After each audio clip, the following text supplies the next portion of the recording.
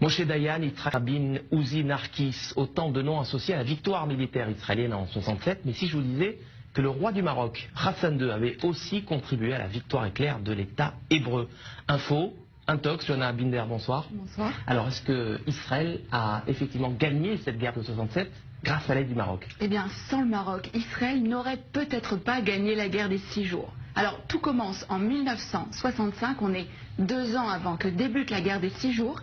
Les grands leaders du monde arabe se retrouvent à Casablanca. C'est le 3e grand sommet de la Ligue arabe. Alors, pour vous en douter, le Mossad ne fait pas partie de la liste officielle des invités, mais il est là et il va recueillir des informations cruciales. Il y a un protagoniste, c'est Nasser, le président égyptien, le leader de la coalition arabe. Alors dans quel état d'esprit est-il à la veille de cette conférence? Il déclare à Assouan en février: l'année 1965 est la plus dangereuse des années de la lutte arabe. Israël prétend que les Arabes s'apprêtent à perpétrer une agression. Cela signifie qu'Israël a l'intention de nous attaquer. Nous devons donc être prêts à riposter.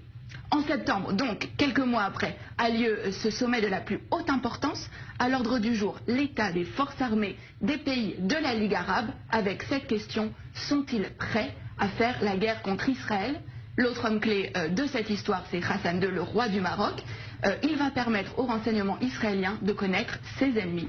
Et c'est à ce moment-là que le Mossad va donc entrer en action. Oui, absolument. Le Mossad va donc préparer cette opération en amont de la conférence. Plusieurs jours avant, une équipe du Shin Bet et du Mossad, il s'appelle à Tsiporim, donc les oiseaux, vont occuper le dernier étage du très luxueux hôtel à Casablanca où sont attendus les dirigeants arabes et où va aussi avoir lieu la conférence.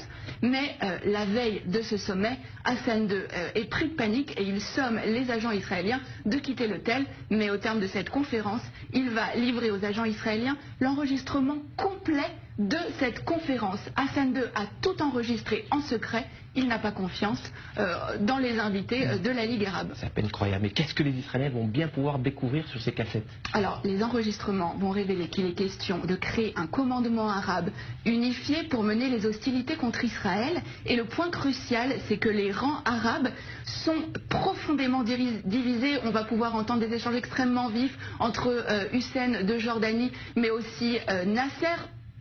Et alors, ce qui est vraiment important, c'est que les nations arabes vont vraiment révéler leurs faiblesses. Elles ne sont absolument pas préparées pour une guerre contre Israël.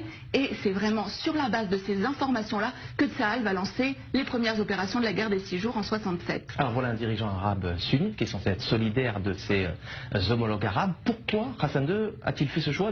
Qu'est-ce qui l'a motivé? Alors, ce qu'il faut savoir, c'est qu'avant déjà ce sommet, le Maroc et Israël entretenaient déjà des relations stratégiques. Hassan II avait accepté que des juifs marocains émigrent vers Israël, en échange de quoi Israël fournissait une aide logistique au Maroc, notamment en formant ses militaires. Et suite à cette opération, qui a vraiment été considérée comme le fleuron des renseignements israéliens, Israël est en dette vis-à-vis du Maroc. Seulement un mois plus tard, en octobre, cette dette a un nom. C'est Mehdi Ben Barka, le plus farouche opposant d'Hassan II. Le Mossad participe à l'opération Baba Batra. L'objectif, c'est faire disparaître absolument Ben Barka, Baba Batra aux initiales donc de Ben Barka, mais c'est aussi le nom d'un traité du Talmud. Le Maroc a donc été un allié indispensable à Israël dans la guerre des 6 jours, même si, on le voit bien, aucun cadeau n'est gratuit. La petite histoire de la grande histoire. Merci Johanna Binder pour ces détails croustillants, dignes des plus grands films d'espionnage. Merci d'être passé nous voir sur le plateau du Magorian.